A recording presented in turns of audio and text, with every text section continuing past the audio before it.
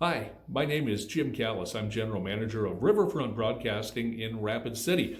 My job is to oversee 6 different radio stations that broadcast across western South Dakota and the Black Hills region. I'm faced with a lot of decisions on a daily basis. Some affect the 30 plus employees of my radio stations, others have to do with the hundreds of different businesses that advertise, and also I make decisions that affect tens of thousands of people that listen to our radio stations on a daily basis. And much like you, I grew up in a small South Dakota town. In fact, it was really small. My graduating class was only about 27 people. And back in the day, I guess, which was different compared to what you have these days, we didn't have a lot of things to do. No cell phones, no video games or anything like that. So we always would just get together and throw parties. And we had a big one coming up, I remember, on a Friday night when I think I was about a junior in high school.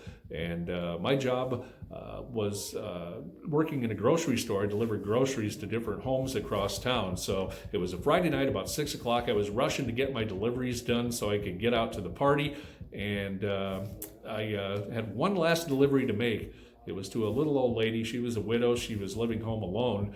And when I got there, she was distraught. She had a pipe break in her house, and she had several inches of water running throughout her house. And unfortunately, in the small town, the only plumber we had in town was out of town for the weekend, so she couldn't get any help there. So I was faced with the decision to whether to stay and help her or bail on her and go to the party.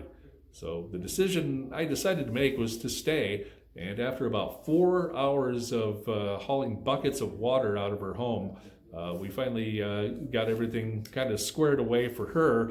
I had totally forgotten about the party and I was really tired, so I just went home and went to bed. And luckily I found out the next day that the party wasn't as big as it had been advertised to be. So I guess what I learned from making this particular decision was that sometimes the long-term gratification of your decisions will far outweigh that instant gratification you get when you make a decision in the other direction. So that's something to take and keep in mind as you're faced with decisions in your future. I hope this story was of help to you, and I appreciate you letting me take the time to tell it.